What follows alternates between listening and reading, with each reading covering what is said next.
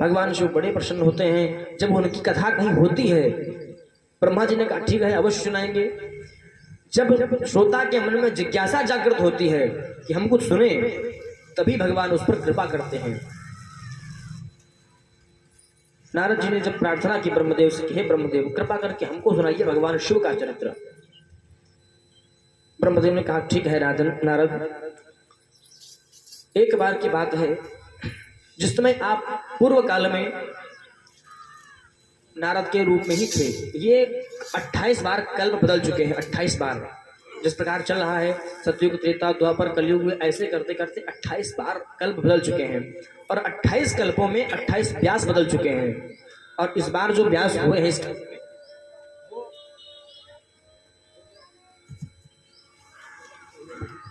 वृंदावन बिहारी लाल की जय हो, राधा कृष्ण भगवान की जय हो। तो इस प्रकार 28 कल्प व्यतीत हो चुके हैं और 28 कल्पों में 28 व्यास भी बदल चुके हैं। इस बार भगवान कृष्ण के ही द्वैपायन स्वरूप श्री व्यास जी महाराज इस धरातल पर प्रकट हुए। उन्होंने ही 6 शास्त्र, 18 पुराण, 36 उपनिषद और 108 ग्रंथ इनका निर्माण करके हम समस्त जीवों के कल्याण हेतु प्रदान किया। पुनः ब्रह्मा जी ने नारद से कहा कि हे पुत्र नारद, एक कल्प में आप पुनः नारद हुए थे। यही लीला भगवान की बारंबार चलती रहती है। कहा एक बार की बात है, जिस समय आप तपस्या करने के विचार से भ्रमण करने के लिए निकले और जाकर के एक गुफा में प्रवेश कर गए। कौन सी? हिमगिरि गुहा देखी अति पावन, बह समीप सुरसरी सुहावन। हिमगिरि गुहा देख अति पावन, हिमगिरि गुहा देख अति पावन, बह समीप सुरसरी समीप सुरसरी सुहावन।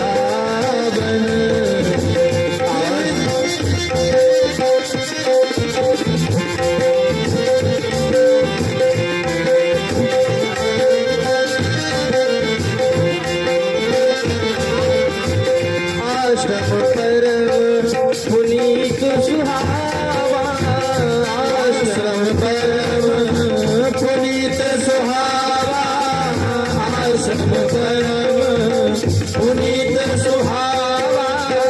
देखी देव ऋषि मन अति भावा, देख देव ऋषि मन अति भावा। निरखि शैल सरि सुधा चढ़ागा, निरखि शैल सन देख सुहावा।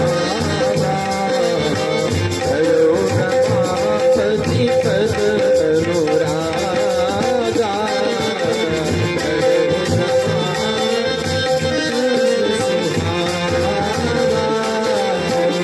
जय सिया राम, जय जय सिया राम, जय सिया राम, जय जय सिया राम। हे नारद, हिमगिरि गुहा देखयति पावन, बह समीप सुरसरी सुहावन।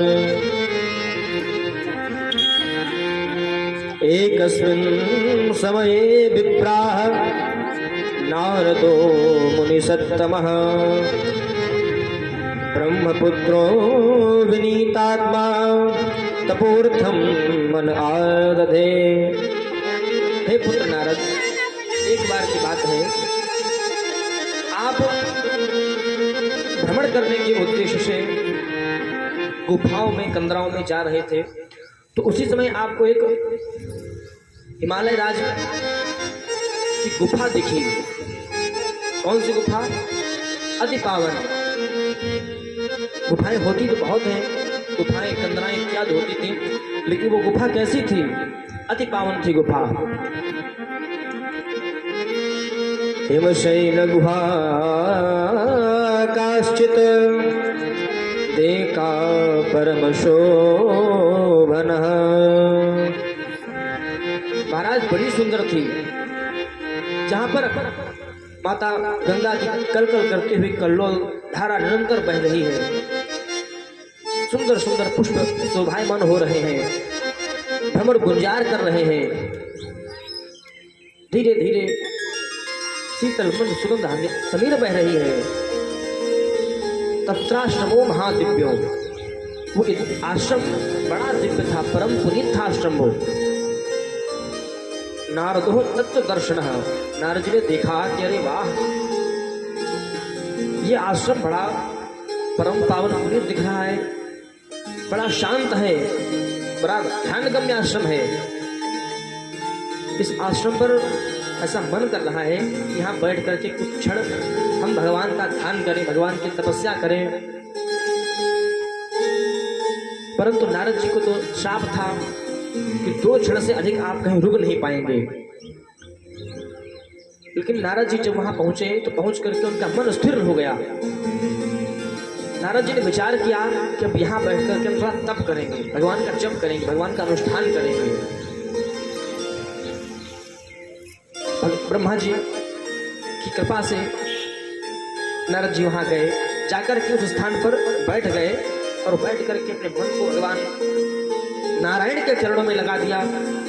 योगा प्राणायाम करके अपने मन को ब्रह्मानंद में स्थापित करके भगवान नारायण के नाम का जप करते हुए ध्यानावस्था में हो गए। बद्धासनं दृढ़ं मौनी प्राणानायम शुद्धधीः। नारद जी ने पहले प्राणायाम किया, प्राणायाम करके अपनी सांसों को ब्रह्मांड में खींच करके पद्मासन लगा करके बैठ गए और बैठ करके भगवान के चिंतन में ध्यान मग्न हो गए। इधर सौनकादि ऋषि ने पूछा, कहा कि महाराज, नारद जी को तो श्राप था कि वो 2 क्षण से अधिक रुकेंगे नहीं, और आप कह रहे ध्यान मग्न हो गए, वो उनका ध्यान कैसे लग सकता है? इससे पूर्व कभी उन्होंने तपस्या ही नहीं की है। तो सूर्य जी ने कहा कि ऋषिवर, जो गुफा है ना, वहां पर सांसारिक प्रपंचों का काम, क्रोध, लोभ, मोह, मद, मत्सर, ईर्षा, द्वेष, दंभ, कपट, पाखंड इत्यादि वहां प्रवेश ही नहीं है। क्यों नहीं है? क्योंकि इसी गुफा में एक बार भगवान शिव ने तपस्या की थी और यहीं पर काम को भस्म किया था। इसलिए संसार के जितने प्रपंच हैं ये सब दूर रहते हैं उस गुफा से। इसलिए नारद जी महाराज वहां गए तो भगवान की बलवती माया भी वहां प्रवेश नहीं कर पाई। नारद जी महाराज अपनी ध्यान अवस्था में लगे, इतनी लंबी समाधि लगा ले गए कि 1000 वर्ष व्यतीत हो गए ध्यान में। बड़ी कठोर तपस्या प्रारंभ कर दी। जब तपस्या प्रारंभ कर दी, इधर इंद्रलोक में नारद जी की कृपा से पूरा हाहाकार मचना प्रारंभ हो गया। पूरा देवलोक स्तब्ध रह गया महाराज कि नारद जी महाराज इतनी घोर तपस्या क्यों कर रहे हैं, इसका कारण क्या है? इंद्र ने विचार किया, महाराज कहीं ऐसा तो नहीं हमारा इंद्रासन लेना चाहता हो, ये तभी घोर तपस्या कर रहा है।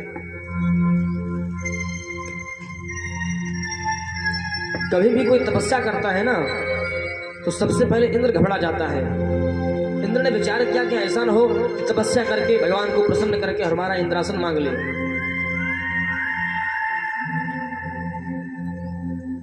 इंद्र ने कामदेव का ध्यान किया। कामदेव पधारे।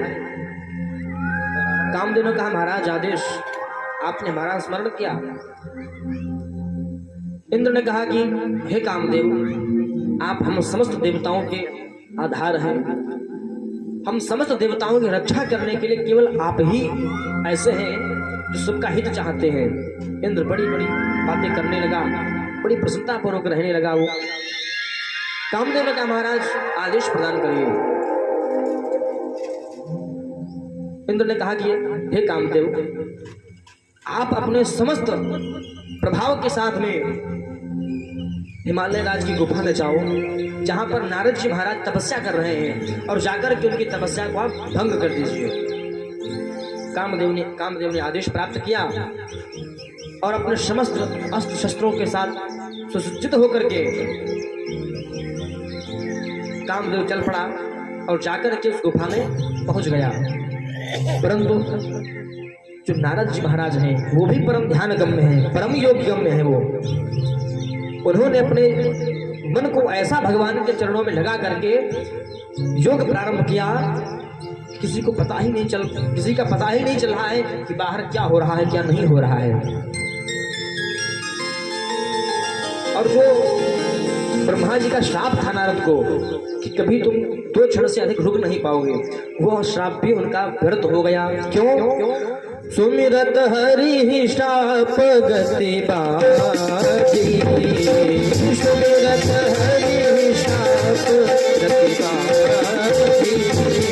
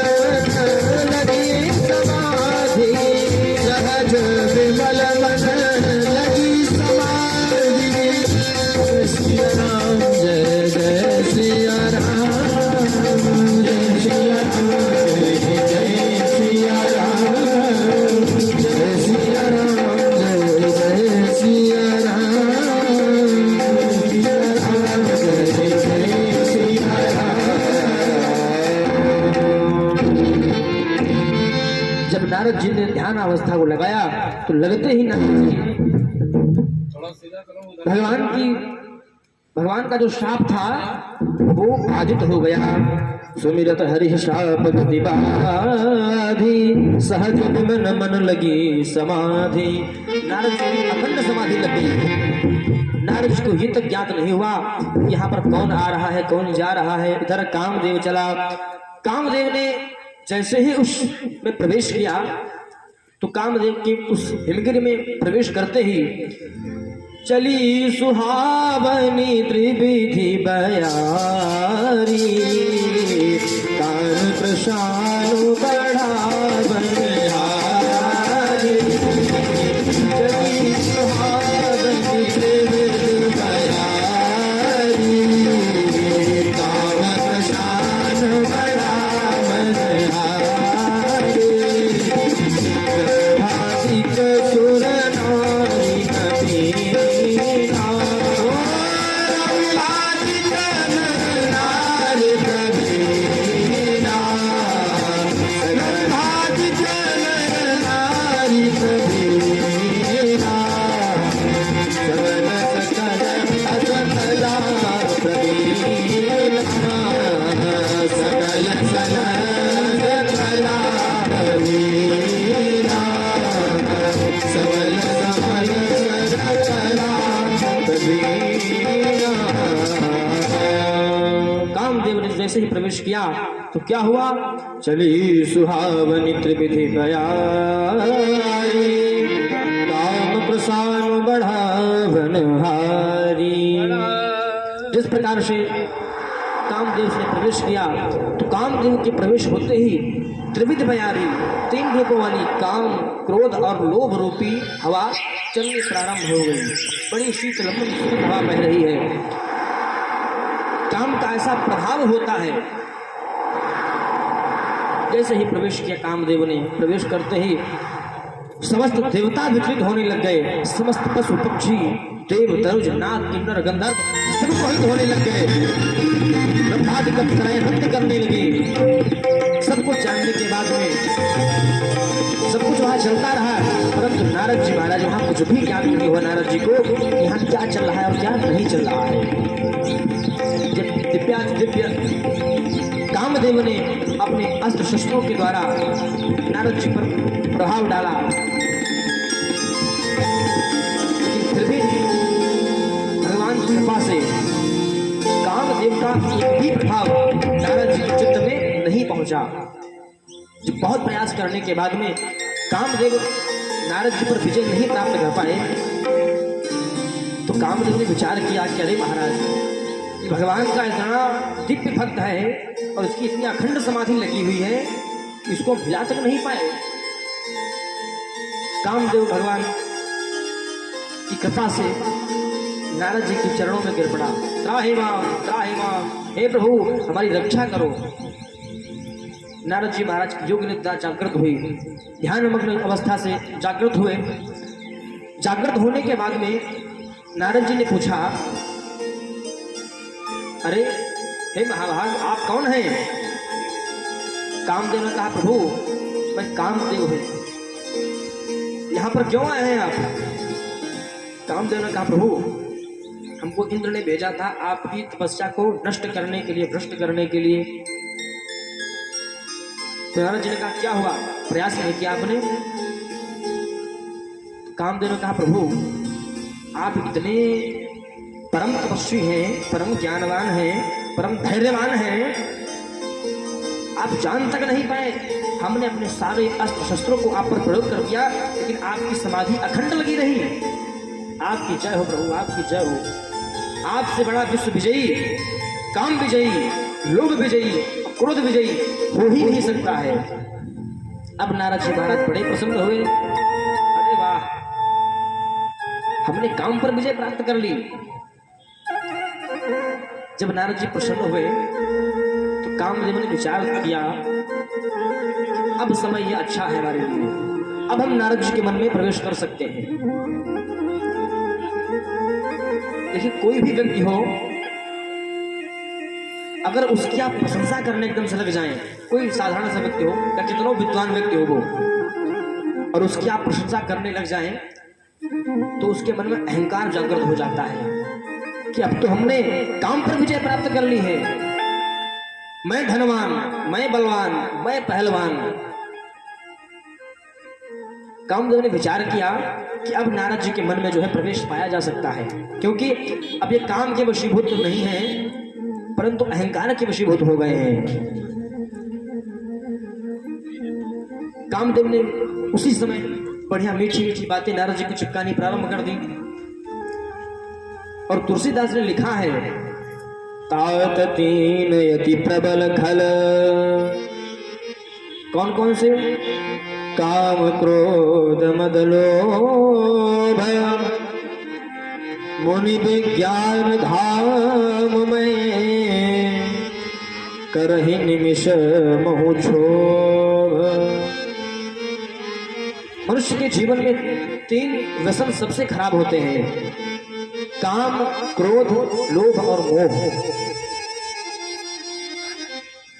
अगर इन व्यसनों से जीव ग्रसित हो गया तो उसका रुकना असंभव है, बचना असंभव है। महाराज कामदेव ने बड़ी बड़ी हाँकनी प्रारंभ कर दी, हे महाराज आप तो काम जीत हैं, जिता सनो जिता कामो जिता क्रोधो भयंकर, आप अद्भुत हैं, आपकी लीला अद्भुत है, आपकी जय हो। कामदेव ने इस प्रकार खूब बड़ी बड़ी प्रशंसा करनी प्रारंभ कर दी। नारद जी महाराज को अभिमान हो गया, अरे वाह, मैं तो काम विजयी हो गया हूं। ये नारद जी की बात नहीं है, प्रत्येक मनुष्य है, अगर किसी की भी आप थोड़ी सी प्रशंसा कर दें, वो तुरंत स्वयं में भूल जाता है, अरे वाह मैं तो बड़ा ज्ञानवान हो गया हूं। इसी प्रकार एक बार राम जी ने हनुमान जी की प्रशंसा करनी प्रारंभ की। राम जी ने कहा, सुनु सुत तो ही उरन में नाही, देखो कर विचार मन माही। हे पुत्र, हे सुत, हम आपकी महानता का वर्णन कैसे करें? आपने हमारे न जाने कितने कितने दिव्य कार्य किए हैं, हम आपके हृदय से कभी पूर्ण नहीं हो पाएंगे। जब हनुमान जी ने देखा कि राम जी प्रशंसा कर रहे हैं हमारी है, हनुमान जी महाराज उसी समय त्राहि माम त्राहि माम त्राहि माम, हे प्रभु हमारी रक्षा करिए, हे प्रभु हमारी रक्षा करिए। राम जी ने कहा वत्स हनुमान, यहां पर कौन सा संकट आ गया है जो आप त्राहिमाम कर रहे हैं? हनुमान जी ने कहा प्रभु आप हमारी जो प्रशंसा कर रहे हैं ना, सबसे बड़ा यही झंझट हमारे लिए है। अगर प्रशंसा आप करेंगे तो हमारे मन में अभिमान जागृत हो जाएगा कि हमने राम जी की सेवा की है, हमने राम जी पर उपकार किए हैं। जब सांसारिक जीव प्रशंसा करते हैं तो जीव इतना बिगड़ जाता है, जबकि असत्य प्रशंसा होती है। प्रशंसा करेंगे सब झूठी प्रशंसा होगी। अगर किसी को आपसे 2-4 पैसे लेने होंगे ना, वो कहेगा वाह महाराज आप तो बिल्कुल राजा बलि के समान दानवीर हैं, आपकी तो महिमा अपरंपार है। बिल्कुल एक दिव्य की जो है प्रशंसा करनी प्रारंभ हो जाएगी। जैसे प्रशंसा प्रारंभ हुई, प्रशंसा करते ही वो भ्रमित हो जाता है। प्रभु आप तो हमारे करुणानिधान हैं, आप तो देवता हैं, आप प्रशंसा करेंगे, वो असत्य प्रशंसा नहीं करेंगे। और अगर आपने प्रशंसा कर दी तो महाराज हमारा पतन निश्चित है।